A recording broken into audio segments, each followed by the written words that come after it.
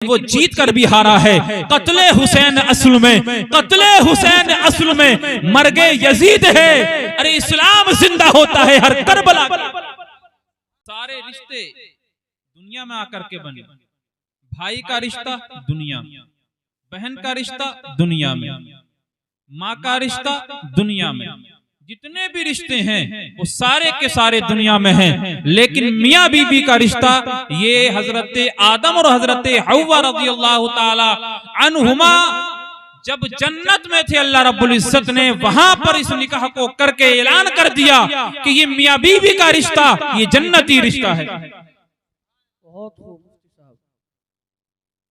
जन्नती रिश्ता है। खुश नसीब हैं कि जो निकाह करते हैं और सुन्नत रसूल पर अमल करते हैं। आज देखा जा रहा है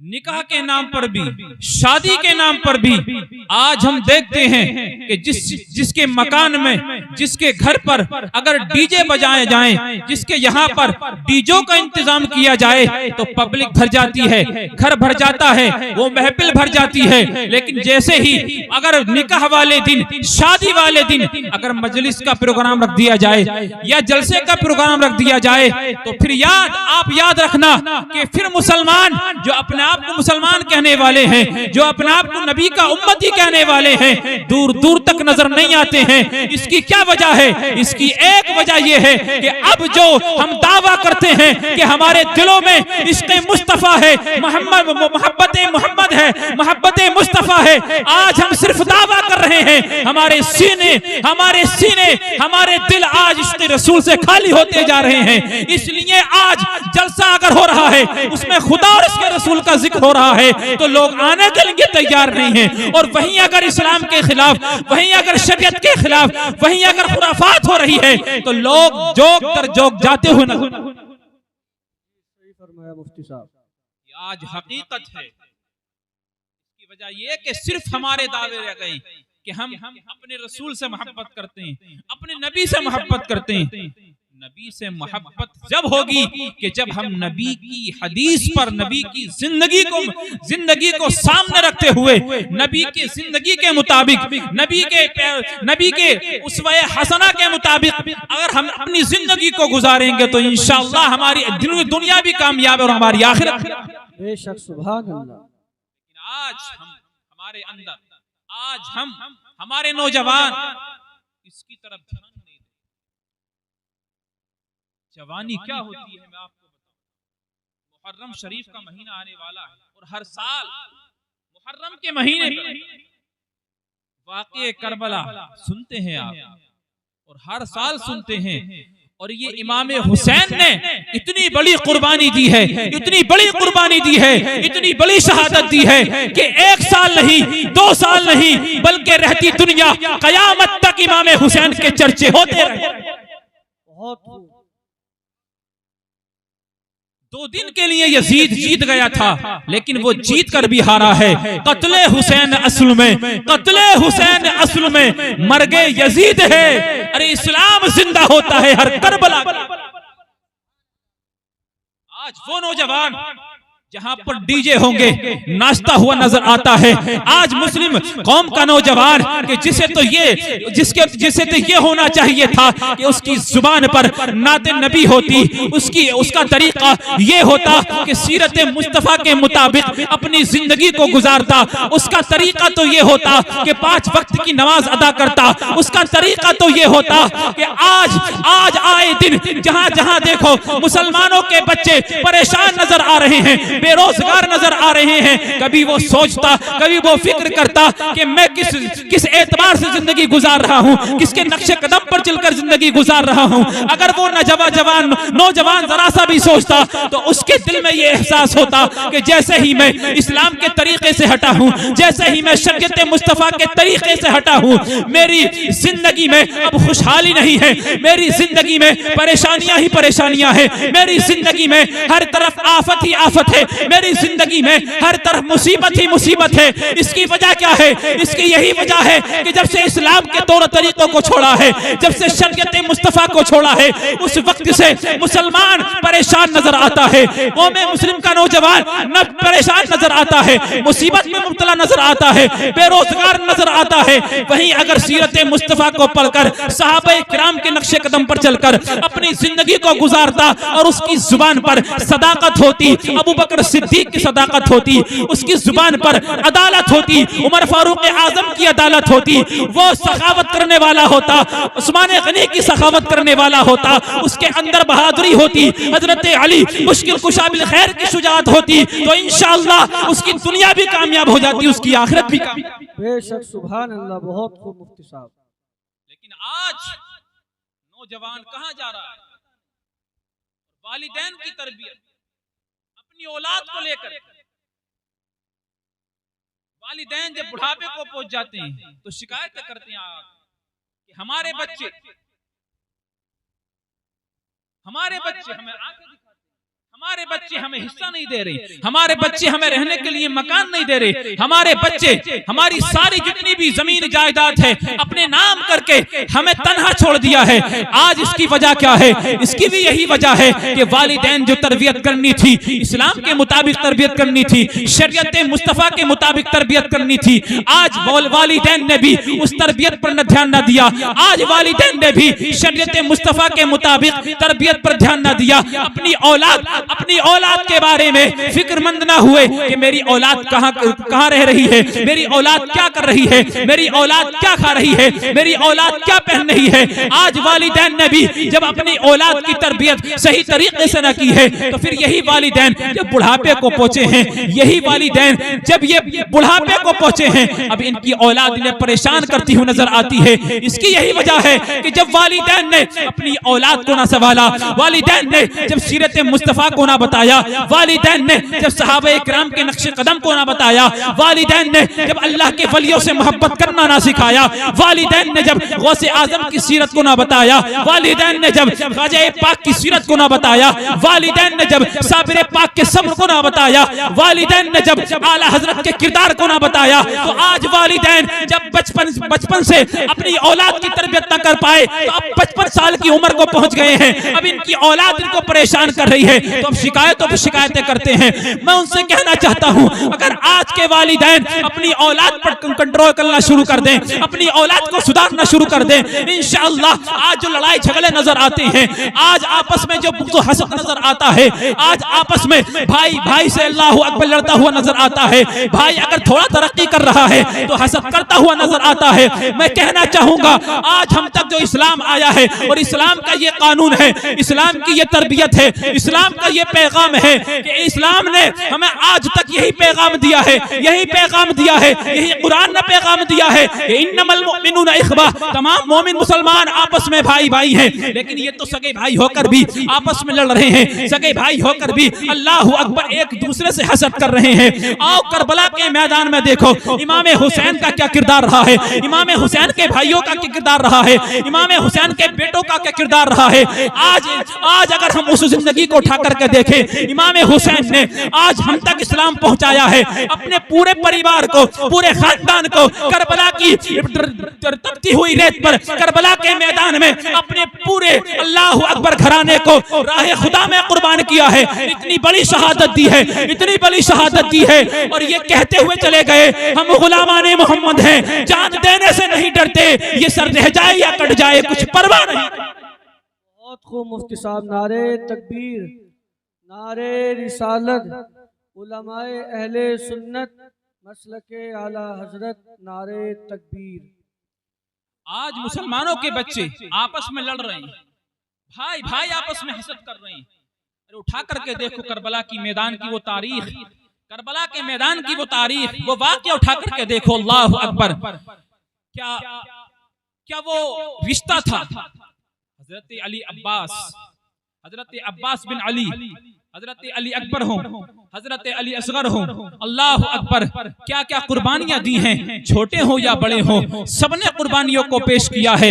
क्या वो रिश्ता था, आज हम उन रिश्तों को भूल गए कि जिन रिश्तों ने अल्लाह अकबर हमारे रिश्तों की लाज रखी थी, हम तक ये इस्लाम पहुंचाया था कि जिस इस्लाम का पैगाम ये है, माँ का मकाम अलग रखा है, बाप का मकाम अलग रखा है, भाई का मकाम अलग रखा है, बीबी का मकाम अलग रखा है, शोहर का मकाम अलग रखा है। क्या जिंदगी थी, अल्लाह अकबर, माँ की क्या जिंदगी थी जब हमारे नबी इस दुनिया में तशरीफ नहीं लाए थे, जब अपनी शरीयत को लेकर नहीं आए थे, जब ये कुरान नाजिल नहीं हुआ था। अल्लाह अकबर, ज़माने जाहिलियत में क्या मामला था, क्या मामला था, बेटी को लेकर क्या नजरिया था। अगर किसी के यहाँ पर बेटी पैदा हो जाती, अल्लाह अकबर, वो मारे शर्म के घर से ना निकलता था, या ये कि उसका गला घोट करके उसको दफन कर दिया करता था। और माँ का क्या मामला था, अल्लाह अकबर, अगर बाप मर जाया करता था और माँ बेवा हो जाया करती थी, तो जिस तरीके से जमीन और जायदाद पर अल्लाह अकबर बेटे कब्जा कर लेते थे, वैसे ही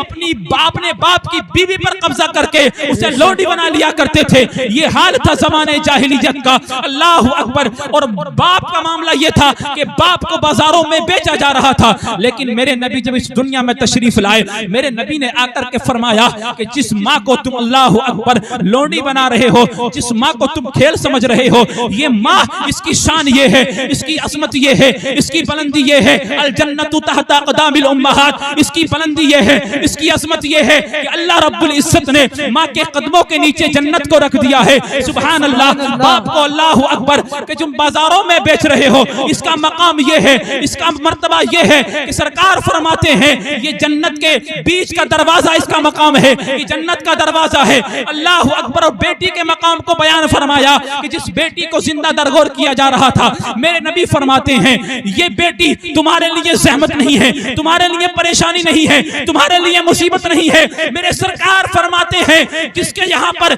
जिस औरत के यहाँ पर पहली बेटी की पैदाइश होती है, अल्लाह रब्बुल इज्जत को वो कायनात की हर शय से, कायनात की हर चीज से सबसे ज्यादा महबूब हो। बेशक, सुभान अल्लाह, सुभान अल्लाह। हमारे नबी ने आकर के बताया ये इस्लाम की तालीम है। आज इस्लाम पर भोंकने वाले, आज कुरान पर भोंकने वाले, आज मुसलमानों पर भोंकने वाले, मैं उनसे कहना चाहूंगा ये इस्लाम सिर्फ इस्लाम नहीं है, बल्कि ये इस्लाम नाम है किरदार मुस्तफ़ा का, इस्लाम नाम है तालीम मुस्तफ़ा का, इस्लाम नाम है अदाए मुस्तफ़ा का, इस्लाम नाम है अल्लाह अकबर मुस्तफ़ा की बोली का, इस्लाम नाम है अबू बकर सिद्दीक की सदाकत का, इस्लाम नाम है उमर फारूक आजम की अदालत का, इस्लाम नाम है उस्मान गनी की सखावत का, हमारा इस्लाम नाम है अली मुश्किल कुशा की शुजाअत का, इस्लाम नाम है इमाम हुसैन की शहादत का। जब इमाम हुसैन ने करबला के मैदान में अपने अल्लाह अकबर पूरे परिवार के साथ अपनी गर्दन को कटाया था, और गर्दन कटाने के बाद भी सर से कुरान की तिलावत जारी थी, कुरान की तिलावत जारी थी। क्या मर्तबा अल्लाह रब्बुल इज्जत ने इमाम हुसैन को दिया है, और ये बतला करके गए हैं, ये बतला करके गए हैं, इतना बड़ा एहसान इस्लाम पर छोड़ करके गए हैं, मुसलमानों पर छोड़ करके गए हैं कि इस्लाम था, इस्लाम है, इस्लाम रहेगा, कुरान था, कुरान है, कुरान रहेगा। और हुसैन इब्ने, और इस्लाम की गर्दन पर हुसैन इब्ने अली का एहसान था, एहसान है, एहसान रहे। बेशक, सुभान अल्लाह, सुभान अल्लाह। बहुत खूब मुफ्ती साहब।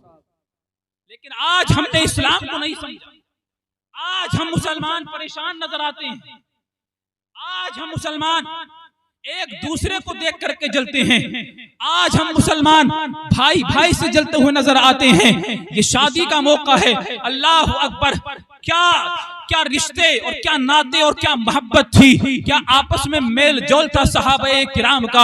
अल्लाह अकबर। जब हजरत फातिमा के पास पैगाम भेजा गया, अबू बकर सिद्दीक ने भी निकाह का पैगाम भेजा कि ए या रसूल अल्लाह, आपकी बेटी जवान हो चुकी है, मैं निकाह करना चाहता हूँ। इसी तरीके से हजरत उमर ने भी निकाह का पैगाम भेजा था, या रसूल अल्लाह, आपकी बेटी ये बहुत पाकीज़ा बेटी है, अल्लाह अकबर, ये आपकी जिगर का टुकड़ा है। इसके बारे में मेरे नबी इरशाद फरमाते हैं, ये फातिमा मेरे जिगर का टुकड़ा है कि इसकी औलाद और ये तमाम की तमाम अल्लाह रब्बुल इज्जत ने इस पर भी, इसकी औलाद पर भी जहन्नम की आग को हराम कर दिया है। और एक रिवायत में आता है, जो इससे मोहब्बत करने वाले हैं जहन्नम की आग को उन पर भी हराम कर दिया है। शान हजरत फातिमा की है। हजरत फातिमा के लिए बड़े बड़े मुअज़्ज़ज़ रिश्ते अल्लाह अकबर नबी की बारगाह में आ रहे हैं, निकाह का पैगाम लेकर के आ रहे हैं। लेकिन मेरे नबी इरशाद फरमाते हैं, मेरे नबी हर एक से यही कह करके अल्लाह अकबर टाल देते हैं कि ये मेरा फैसला नहीं है, बल्कि मैं अपने रब के फैसले का इंतजार कर रहा हूँ। जैसे ही मेरे रब का फैसला आएगा, मैं अपनी बेटी का निकाह कर दूंगा। जिसके बारे में रब का फैसला होगा उसी के साथ निकाह किया जाएगा। अबू बकर को भी मना कर दिया गया, उमर को भी मना कर दिया गया। उसके बाद हजरत अबू बकर और उमर ने जाकर के हजरत अली से कहा था, ए अली हम गए हैं। अबू बकर कहते हैं मैं भी गया हूं बारगाह रिसालत में। हजरत उमर कहते हैं मैं भी गया हूं बारगाह रिसालत में हजरत फातिमा का हाथ मांगने के लिए, लेकिन ए अली हमें मना कर दिया गया है। अल्लाह अकबर, सरकार फरमाते हैं कि फातिमा के निकाह के बारे में मैं अल्लाह के पैगाम का, अल्लाह के हुक्म का मुंतजिर हूँ, इसलिए मैं अभी फातिमा का निकाह नहीं करूंगा, फातिमा की शादी नहीं करूंगा। इतने में जब हजरत अली से ये कहा गया, अल्लाह अकबर, क्या सिंपल शादी वो हुई थी, क्या सिंपल निकाह वो हुआ था। आज तो हम देखते हैं कितना खर्च शादियों में हो रहा है। आज हम देखते हैं अल्लाह अकबर, डीजो पर जो कि हराम है 10-10, 20-20 हजार रुपए ला करके डीजे बजाए जा रहे हैं, रंडियों को नचाया जा रहा है। अल्लाह अकबर, बेहयाई की हदें पार कर दी गई हैं। वो मुसलमान कि जिन्हें तो आगे आना चाहिए था, इस्लाम के अहकाम पर, इस्लाम की तालीम में उन्हें आगे आना चाहिए था। उन्हें तो कुरान की तिलावत करने में आगे आना चाहिए था, उन्हें तो नमाजें पढ़ने में आगे आना चाहिए था। लेकिन आज का मुसलमान, आज का नौजवान वो जलसे में नजर नहीं आएगा, नमाज में नजर नहीं आएगा, कुरान की तिलावत करता हुआ नजर नहीं आएगा। लेकिन जैसे ही कहीं पर डीजे बजेंगे, कहीं पर डांस होगा, कहीं पर नाच गाना होगा, कहीं पर खुराफात होगी, कहीं पर अल्लाह अकबर खुराफात की बैठक होगी, चौकी चौराहों पर जाकर के देख लो, दलाली करते हुए मिलेंगे। जाकर के देख लो, अल्लाह अकबर, एक दूसरे की बुराई करते हुए मिलेंगे, एक दूसरे की अल्लाह अकबर चुगली करते हुए मिलेंगे। लेकिन ये उन्हें तौफीक नहीं होती है। हम मुसलमान हैं, हमारा किरदार ये होना चाहिए जो किरदार हमें नबी ने दिया है। हमारा किरदार तो ये होना चाहिए, हमारे नबी ने कभी झूठ नहीं बोला है, हम अपने नबी के उम्मती हैं, इसलिए झूठ से बाज रहना चाहिए। अबू बकर सिद्दीक को सदाकत का लक़ब मिला था, उनकी अदाओं को अपना करके सदाकत की किरणें उनसे हासिल की जाएं। उमर फारूक आजम ने अदल इंसाफ कायम किया था, इसलिए अदल इंसाफ कायम किया जाए। उमर फारूक उस्मान गनी ने सखावत की थी, अल्लाह अकबर, दरिया बहा दिए थे, मालो दौलत राह खुदा में खर्च की थी। नौजवान जब जैसे ही अल्लाह अकबर मस्जिद के नाम पर, मदरसे के नाम पर उनसे मांग लिया जाए या किसी भी नेक काम के लिए उनसे मांग लिया जाए, उनकी जेबों में पैसे नजर नहीं आते हैं। लेकिन अगर रंडियों पर लुटाने हो, अगर डीजों पर अल्लाह अकबर कोई नाच रहा है, अगर उनसे कहा जाए इन पर पैसे लौटाए जाएं, तो गड्डियों की गड्डियां उनकी जेब में नजर आती है। मैं उनसे कहना चाहता हूं, ये तुम्हारी जो कमाई है, इसलिए ये जलसों में नहीं आती, इसलिए ये नमाजों के लिए नहीं आती, इसलिए ये मस्जिदों में नहीं आती, इसलिए ये नेक काम में नहीं आती, इसलिए ये सदका और खैरात में नहीं आती। ये रंडियों पर इसलिए लुटाए जा रहे हैं तुम्हारे पैसे, डीजों पर इसलिए लुटाए जा रहे हैं, खुराफात में और लड़ाई झगड़ों में जो मुकदमे हैं, उन मुकदमों में तुम्हारे पैसे बर्बाद हो रहे हैं। इसलिए बर्बाद हो रहे हैं कि हमारी नीयत अच्छी नहीं है। हमारी जब नीयत अच्छी नहीं है तो फिर कहीं ना कहीं हमारे कारोबार भी अच्छे नहीं है, कहीं ना कहीं हम हराम कमा रहे हैं। इसीलिए नेक काम में हमारे लिए दिलचस्पी नहीं होती है, हमारे पैसे नेक काम में नहीं लगते हैं। इसलिए ये खुदा की मार है, ये खुदा का अजाब है कि खुदा पाक है और पाक चीजों को पसंद करता है। इसलिए अल्लाह का घर पाक होता है, अगर उसमें पैसा दिया जाता है वो पाक होता है। इसलिए तुम्हारा पैसा अभी पाक नहीं हुआ है, जिस दिन तुम्हारी नीयत साफ हो जाएगी, तुम्हारा पैसा पाक हो जाएगा, अल्लाह रब्बुल इज्जत तुम्हें तौफीक अता फरमाएगा। तुम मस्जिदों में भी देना शुरू कर दोगे, सदका सदका और खैरात करना भी शुरू कर दोगे और मदरसों में देना भी शुरू कर दोगे, इमामों को देना भी शुरू कर दोगे और मजलिसों में आकर जलसों में देना भी। बहुत खूब। नारे तकबीर, नारे रिसालत, उलमाए अहले सुन्नत, नारे तकबीर।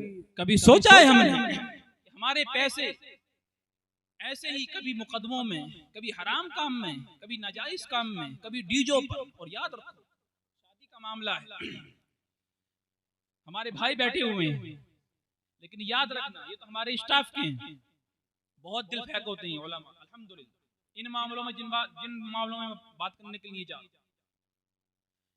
सबसे ज्यादा अगर अमीरी आपको देखनी है मुसलमानों में, मंगनी में देखो, रिश्तों में देखो, जब खाना बनाया जाता खानों में देखो, सबसे ज्यादा अमीरी, सबसे ज्यादा माल लुटाया जाएगा, सबसे ज्यादा पैसा खर्च किया जाएगा, सबसे ज्यादा अच्छे से अच्छे कई कई तरह के खाने, कई कई तरह के दस्तरखान सजाए जाएंगे कि हमारे मेहमान रूठ न जाएं, बड़ा अमीर बनेगा। ऐसा महसूस होता है कि इससे ज्यादा पैसा किसी के पास है ही नहीं, इतना खाना बनवाएगा, इतना अल्लाह अकबर, इतने तरीके से दस्तरखान बिछवाएगा।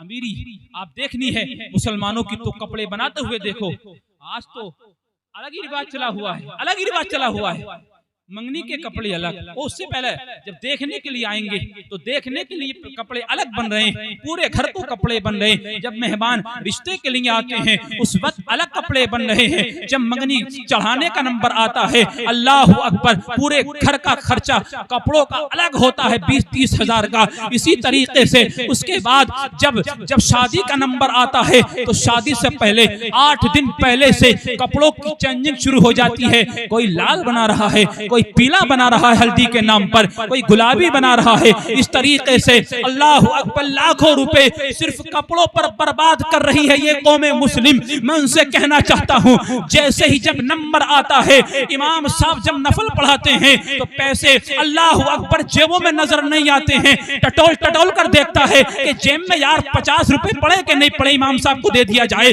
अल्लाह अकबर, खुशी के मौके पर अगर गरीबी देखनी है तो इमाम साहब के पास जाकर के देखेंगे। अल्लाह अकबर, दूल्हा के पास अगर सबसे ज्यादा गरीबी अगर आपको मिलेगी, इमाम साहब को या तो निकाह पढ़ाते हुए मिलेगी, यार इमाम साहब 5000 कैसे चल रहे हैं, फुला जगह तो 3000 चल रहे हैं, निकाह पढ़ाने के 2000 चल रहे हैं, फुला जगह तो 4000 चल रहे हैं। मैं कहना चाहूंगा कि जिस कौम की बेटियों को जूता चुराई पर 10-10 हजार से लेकर के 50-50 हजार तक अल्लाह अकबर यही मुस्लिम कौम देती हुई नजर आ रही हो, और वही कि जो सुन्नत रसूल निकाह है जो कि एक इबादत है, उस इबादत पर, उस निकाह पर, इमाम के पढ़ाने पर 5000 अगर इमाम ने मांग लिए, 5500 अगर इमाम ने मांग लिए, 6000 अगर इमाम ने मांग लिए, तो फिर अल्लाह अकबर सबसे ज्यादा गरीब अल्लाह अकबर वही बेटे वाला है, सबसे ज्यादा गरीब वही अल्लाह अकबर दूल्हा बन जाता है। कहता है इमाम साहब इससे ज्यादा पैसे हमारे पास नहीं है। मैं कहना चाहूंगा, जब तूने डीजे बजाए थे, उस वक्त जो तूने डीजे तय किए थे, उससे तो बड़ी जल्दी कह रहा था डीजे शानदार होना चाहिए, चाहे 10 की जगह 15 ले लेना, 15 की जगह 20 ले लेना, 20 की जगह 25 ले लेना। मैं उनसे कहना चाहता हूँ, ये तुम्हारी कमाई हराम में जा रही है।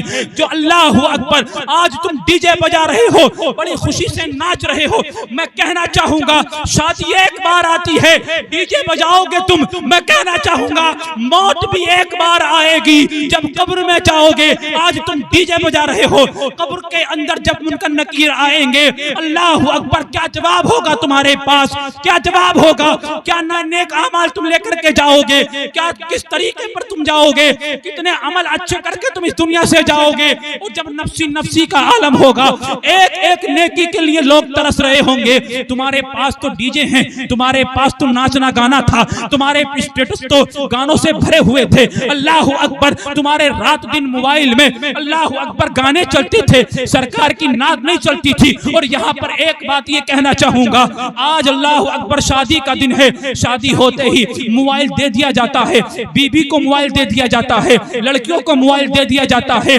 बेटियों को मोबाइल दे दिया जाता है। मैं ये कहना चाहता हूँ, बेटियों को मोबाइल दे करके उनकी जिंदगी बर्बाद ना करो, बेटियों को मोबाइल दे करके उनकी जिंदगी बर्बाद ना करो, छोटे बच्चों को मोबाइल दे करके उनकी जिंदगी से खिलवाड़ ना करो। ये मोबाइल नहीं है, बल्कि ये एक हैकर है, जहन को हैक कर लेता है, पूरी जिंदगी जिंदगी बर्बाद कर देता है, तालीम से अलग कर देता है, तालीम से अलग कर देता है, तरबियत से अलग कर देता है। उसे पता नहीं रहता है मैं क्या कर रहा हूँ। मैं कहना चाहूंगा मोबाइल दे दिया गया है, उसमें सिर्फ सीरियल देखे जा रहे हैं, ड्रामे देखे जा रहे हैं, फिल्में देखी जा रही हैं। मैं कहना चाहता हूं मोबाइल का इस्तेमाल नाजायज तो नहीं है, लेकिन नाजायज काम के लिए नाजायज है। मोबाइल ये यूजलेस भी है, यूजफुल भी है, फायदेमंद भी है, नुकसानदेह भी है। अच्छा इंसान वो है, अक्लमंद इंसान वो है जो मोबाइल जिसके हाथ में हो तकरीर सुनता हुआ नजर आए, मुस्तफा की नात सुनता हुआ नजर आए, नमाज के मसाइल सीखता हुआ नजर आए, कुरान की तिलावत करता हुआ नजर आए, उलमा की तकरीरें सुनता हुआ नजर आए, अपनी जिंदगी को संवार ले। इंशाअल्लाह उसके अंदर ऑटोमेटिकली उलमा की मोहब्बत आएगी, औलिया की मोहब्बत आएगी, मुफ्तियाने किराम की मोहब्बत आएगी, अल्लाह के वलियों की मोहब्बत आएगी, अल्लाह के महबूब बंदों की मोहब्बत आएगी, सहाबा किराम की मोहब्बत आएगी। और सबसे बड़ा खजाना अनमोल तोहफा जो हमें मिलेगा, इससे वो हमारे नबी की साथ है। हमारे नबी की साथ अगर एक मोमिन को मिल गई तो फिर हमारी दुनिया भी सबरेगी, कब्र भी सबरेगी, आखिरत भी सबरेगी। मेरे रसूल फरमाते हैं जिसने मुझसे मोहब्बत की कयामत के दिन में उसके साथ। बेशक सुभान अल्लाह सुभान अल्लाह। आला हजरत का मुझे एक शेर याद आ गया, आला हजरत का शेर याद आ गया। उन्हें जाना उन्हें माना न रखा गैर से काम, लिल्लाहिल हम्द में दुनिया से मुसलमान गया और आज ले उनकी पनाह, आज मदद मांग उनसे, फिर ना मानेंगे कयामत में अगर मान गया। और जब कब्र में यही आशिक रसूल जाता है, यही कब्र में नमाजें पढ़ने वाला जाता है, कब्र में यही डीजो से बाज रहने वाला जाता है, डीजो को छोड़ करके जिंदगी गुजारने वाला जाता है, खुराफात से अलग रहकर के जिंदगी गुजारने वाला जाता है, आपस में मोहब्बत करने वाला। जब एक मोमिन मुसलमान कब्र में उतारा जाता है, उसकी कब्र मुअत्तर कर दी जाती है, उसकी कब्र अल्लाहु अकबर, उसकी कब्र को खुशबुओं से मुअत्तर कर दिया जाता है, जन्नत की खिड़कियां रास्ता कर दी जाती हैं, जन्नती लिबास, जन्नती बिस्तर अता कर दिया जाता है, जन्नती हवाएं, जन्नती ग़िज़ाएं अता कर दी जाती हैं। फिर मुझे सरकार सल्लल्लाहु ताला अलैहि वसल्लम के इश्क में जब कोई जाता है तो फिर मुझे आला हजरत का एक शेर याद आता है। जब आशिक रसूल को कब्र में उतार दिया जाता है तो फिर सरकार जलवा फरमा होते हैं, कब्र में लहराएंगे ता हश्र चश्मे नूर के, कब्र में लहराएंगे ता हश्र चश्मे नूर के, जलवा फरमा होगी जब तलात रसूल। बेशक सुभान अल्लाह। तलात रसूलुल्लाह की शान के साथ जिंदगी गुजारो, खुराफात से दूर हो जाओ, तालीम में वक्त गुजारो, नमाजों में वक्त गुजारो। हाँ, जरूरत के लिए खाना कमाना भी जरूरी है, लेकिन खाने कमाने को मकसद बना लेना और नमाजों को भूल जाना, रोजों को भूल जाना, आपसी लड़ाई झगड़ों में जिंदगी गुजारना, इससे काम नहीं चलने वाला है। हर चीज के बारे में पूछताछ होगी, कयामत का बड़ा होलनाक मंजर होगा। अल्लाह अकबर। उस होलनाक मंजर की अगर तैयारी करनी है, नमाजें जरूर पढ़ना है, नेक अमल जरूर करना है, अपनों से मोहब्बत जरूर करना है। इसलिए शादी अगर हो तो शादियों के मौके पर तमाम, अगरचे तुम जलसा नहीं करा रहे, अगरचे तुम मिलाद नहीं मना रहे, लेकिन कम से कम सरकार के सुन्नत के मुताबिक जिंदगी, सरकार की सुन्नत के मुताबिक जिंदगी गुजारना चाहते हो तो कम से कम सिंपल तरीके से बगैर डीजो के, बगैर नाचे, बगैर गानों के शादी कर लो। इंशाअल्लाह अल्लाह रब्बुल इज्जत भी खुश हो जाएगा, अल्लाह के नबी भी खुश हो जाएंगे। और इससे बड़ा कोई मोमिन के लिए तोहफा हो ही नहीं सकता है कि दुनिया में रह करके उसका रब और उसके रब का नबी खुश हो जाए। बेशक सुभान। इससे बड़ा क्या मोमिन के लिए। तो अगरचे तुम जलसा नहीं कर रहे शादी के मौके पर, तो कम से कम डीजे भी मत बजाओ, नाच गाने भी मत करो, बड़ा होलनाक मंजर होगा। फरिश्ते बड़ी पटकी देंगे कब्र के अंदर। जिस तरीके से तुम डीजो पर ठुमके लगा रहे हो ना, ठुमके सारे ठुमके निकाल दिए जाएंगे। जब चोट पड़ेगी ना, 70 गज फरिश्तों की चोट पड़ेगी, 70 गज जमीन पे धसा दिया जाएगा। अल्लाह अकबर। ये एक चोट का आलम है, एक गुनाह में अल्लाह अकबर 70 गज नीचे अल्लाह अकबर घुसा दिया जाएगा। जरा हिसाब तो लगाओ। और एक रकात नमाज जानबूझकर छोड़ने वाले का गुनाह कितना बड़ा गुनाह है। 82 साल तक जहन्नम में जलाया जाएगा। आप अंदाजा नहीं लगाएंगे। हम नमाजों को छोड़ देते हैं, रोजों को छोड़ देते हैं, कितनी बड़ी हम नादानी कर रहे हैं। हमारे पास टाइम है। हमने सुना है, हदीस में आया है, जब जैसे ही अजान होती है, अजान होने पर शैतान भाग जाता है, दूर तक भागता है, आवाज लगाता हुआ, आवाज निकालता हुआ भागता है। जैसे ही अजान हो जाती है, फिर वापस पलट करके बंदों को गुमराह करने के लिए ये शैतान से चाल चलता है अपनी। उसके बाद जैसे ही सलात होती है, फिर ये भागता है। अल्लाह अकबर। मैं कहना ये चाहता हूँ, कहने का मकसद ये है कि अजानों से शैतान भाग रहा है, लेकिन जैसे ही मस्जिद के पास अगर लड़के बैठे हुए हों, नौजवान अगर आसपास मस्जिद के बैठे हुए हों, जैसे ही अजान होती है तो शैतान तो भागता ही भागता है। अब ये आप देखेंगे, अब शैतान के यही चेले, शैतान के यही गुरु जो कि नौजवान हैं, मुसलमान हैं, मोमिन हैं, नबी का कलमा पढ़ने वाले हैं, अल्लाह अकबर, जैसे ही अगर ये मस्जिद या मदरसे के पास बैठे हुए हैं और अजान हो गई, तो अब शैतान से पहले ये शैतान के चेले भागते हुए नजर आते हैं। कहीं ऐसा ना हो आगे आने वाले नमाजी हमें देख ले और हमसे कहने लगे कि आओ बेटा नमाज पढ़ लो। इसलिए ये नमाज अजान होते ही अल्लाह अकबर वहां से फुर हो जाते हैं। मैं ये कहना चाहता हूँ, ये भागना तुम्हारा काम नहीं आएगा। तुम फरिश्तों से नहीं भाग सकते हो। कयामत के दिन, कयामत के होलनाक मंजर से नहीं भाग सकते हो। तुम उस दिन से नहीं भाग सकते हो। वहां पर अल्लाह फरमाएगा, आज कहां भागोगे, कोई तुम्हें बचाने वाला नहीं है। आज जहां जाओगे मेरी मिल्कियत पाओगे। दुनिया में तुमने हकीकी मिल्कियत बहुत इख्तियार की थी। अल्लाह अकबर। एक मर्तबा मौत आती है, उसके बाद कितना ही रो लेना, कितना ही गिड़गिड़ा लेना, अगर एक बार मौत आ गई, कभी दुनिया में आना मुयस्सर ना होगा। कभी भी कितनी भी आरज़ू, तुम कितना भी गिड़गिड़ाओगे, कितना भी रोओगे खुदा की बारगाह में, लेकिन तुम्हें वापस नहीं भेजा जाएगा। इसलिए मैं ये कहना चाहता हूँ, जिंदगी ये दी गई है तो जिंदगी को जरूरत के साथ साथ अल्लाह और उसके रसूल की रजा के लिए भी जीना शुरू करो। आखिरी पैगाम, टाइम काफी हो गया है, आखिरी पैगाम बस यही है, और इसका सुधार जो हमें करना है वो अपने बच्चों को तालीम हासिल कराओ, उन्हें उनकी तरबियत अच्छी करो। माँ बाप शिकायत करते हैं और करनी भी चाहिए, क्योंकि सब कुछ माँ बाप के जरिए से। आज माशाअल्लाह हमारे भाई दूल्हा बने, ये दूल्हा बनने के लिए तैयार है, कल को दूल्हा बनेंगे। इन्हें इनके माँ बाप ने पाला है, पोसा है, इतना बड़ा किया है, इनके लिए घर बना करके दिया, जमीनें लेकर के दी। ऐसे ही हर औलाद के लिए बाप करता है, और बाप एक ऐसी हस्ती है, अपनी हस्ती को मिटा देता है अपनी औलाद की हस्ती बनाने के लिए।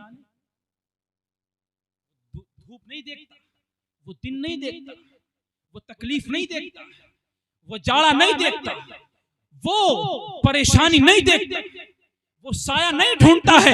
अपने बच्चों के लिए, अपने बच्चों के लिए साये का इंतजाम करते करते वो कभी साया या कभी छाया में नहीं आता है। वो कभी अल्लाह अकबर बरसात का मौसम ना देखता है, मजदूरी करने निकलता है, वो धूप नहीं देखता है, वो कमाने के लिए निकलता है बच्चों के लिए। बच्चों के अल्लाह अकबर मुंह में निवाला आ जाए, घर वालों के मुंह में निवाला आ जाए, इसलिए वो किसी भी मौसम का ख्याल नहीं करता है। बाप की तो ये शान है। किसी शायर ने क्या खूब कहा था, धूप कैसी भी हो साया नहीं खोने देता, धूप कैसी भी हो साया नहीं खोने देता, रात कैसी भी हो बेबस नहीं होने देता। अमा बेच के अपना लहू, बेच के अपना लहू, चाहे वो रोटी लाए, अमा औलाद को बाप कभी भूखा नहीं सोने दे, कभी सोने देता। ये शान होती है माँ बाप की। और माँ की अजमत को सलाम, माँ की रिफत को सलाम, माँ की बुलंदी को सलाम। मेरे नबी ने फरमाया, माँ का मकाम जो रखा है वो बाप से 3 दर्जे बड़ा रखा है, क्योंकि वो 9 महीने पेट में रखती है। एक मरहला ये है। उसके बाद बच्चे की पैदाइश में कितना दर्द होता है, कितनी तकलीफ होती। उसके बाद जब बचपन में उसकी गंदगी साफ करती है। आज नौजवान जो चंद पैसे कमाना शुरू कर देते, माँ बाप को आंखें दिखाते हैं, उन्हें एहसास नहीं है उंगली किसने पकड़ना, हमें पकड़ के, हमें उंगली पकड़ के हमें चलना किसने सिखाया था। हमें बोलना किसने सिखाया था? हमें खाना किसने सिखाया था? हमें बैठना किसने सिखाया था? हमारी बोली, ये जो आज हम बोल रहे हैं, इसका लहजा, इसका तौर तरीका किसने सिखाया था? जब हम टॉयलेट कर देते थे, उस टॉयलेट को कौन धोता था? हम जब पेशाब कर देते थे और वो मौसम सर्दियों का मौसम हुआ करता था, तो अपने सीने पे बिठा करके, अपने सीने पे लिटा करके बच्चे को, अल्लाह अकबर, बचपन में माँ लिटाती थी और उस बिस्तर पर पेशाब किए हुए माँ लेट जाया करती थी। लेकिन आज औलाद जब बड़ी हो गई तो माँ बाप को आंखें दिखाती है। माँ की खिदमत करना शुरू कर दो, माँ के साथ अच्छा हुस्ने सलूक कर दो, इंशाअल्लाह तुम्हारी जिंदगी बदल जाएगी। माँ बाप राजी हो गए, तुम्हें जन्नत में जाने से कोई चीज नहीं रोक सकती है, क्योंकि माँ की रजा में, माँ बाप की रजा में खुदा और उसके रसूल की रजा है, और खुदा उसकी रसूल की रजा में जन्नत मिल जाती है। इसलिए माँ बाप को राजी रखो। माँ की दुआओं से अल्लाह अकबर मुकद्दर बन जाया करते हैं, नसीबे बन जाया करते हैं। माँ जब हाथ उठाती है दुआ के लिए, अल्लाह अकबर, अल्लाह रब्बुल इज्जत का अर्शे आज़म हिल जाता है, अर्शे इलाही हिलने लगता है। माँ की दुआ फौरन कबूल कर ली जाती है औलाद के हक में। इसीलिए तो किसी शायर ने क्या खूब कहा था, हमारे कुछ गुनाहों की सजा भी साथ चलती है, अब हम तन्हा नहीं चलते, दवा भी साथ चलती है, अभी जिंदा है माँ मेरी, मुझे कुछ भी नहीं होगा, मैं जब घर से निकलता हूँ दुआ भी साथ चलती है। राह बड़े सख्त राहों में भी आसान सफर लगता है, ये सब मेरी माँ की दुआओं का असर लगता है। और मेरी माँ की दुआओं से परेशान है मेरा दुश्मन, वो जब भी वार करता है तो खंजर टूट जाता है। अपने माँ बाप का ख्याल रखो। अल्लाह रब्बुल इज्जत हम तमाम को अमल की तौफीक और सही मानों में अपने वालिदैन की खिदमत करने की तौफीक अता फरमाए और अपनी औलाद की तरबियत करने की तौफीक अता फरमाए। इसलिए मुसलमानों को चाहिए कि अपनी औलाद के अंदर तालीम की बेदारी लाएं। तालीम बहुत अहम है इस दौर में। जो जाहिल है वही लड़ने वाला, झगड़ने वाला है, वही मुकदमों में आने वाला। जो तालीम पा करके थोड़ा बुलंद हो जाता है, अल्लाह रब्बुल इज्जत की तौफीक से फिर वो लड़ाई से भी दूर हो जाता है, झगड़ों से भी दूर हो जाता है, वो सफाई सुथराई की तरफ ध्यान देता है। इसलिए अपनी जिंदगी को, अपने बच्चों की जिंदगी को अगर बनाना चाहते हो, निखारना चाहते हो, तो तुम्हें यही पैगाम इमाम हुसैन ने भी करबला के मैदान से दिया है। यही इमाम हुसैन का जो किरदार था, वो यही तो किरदार था कि अपने बच्चों की कैसी तालीम और तरबियत की थी। अल्लाह अकबर, कि हर बच्चा अपनी जान को लेकर के कुर्बान होने के लिए तैयार था, अपनी शहादत के लिए खुशी मना रहा था, अपनी शहादत के लिए अपने वालिद के साथ हर एक की यही आरज़ू थी कि मैं भी अपने वालिद के साथ राह खुदा में कुर्बान होना चाहता हूँ, शहादत का दर्जा पाना चाहता हूँ। इसलिए अपनी बच्चों की तरबियत ऐसा करो कि वो दीन के लिए भी मर मिटना सीख जाएं, दुनिया के लिए भी अच्छे बन जाएं, लोगों के लिए भी अच्छे बन जाएं, मुआशरे में भी अच्छे बन जाएं, सफाई सुथराई पर ध्यान देने लगे, लड़ाई झगड़ों से दूर हो जाएं। यही बस हमारी आखिरी आरज़ू और तमन्ना और यही पैगाम है। अल्लाह रब्बुल इज्जत हमें अमल की तौफीक अता फरमाए।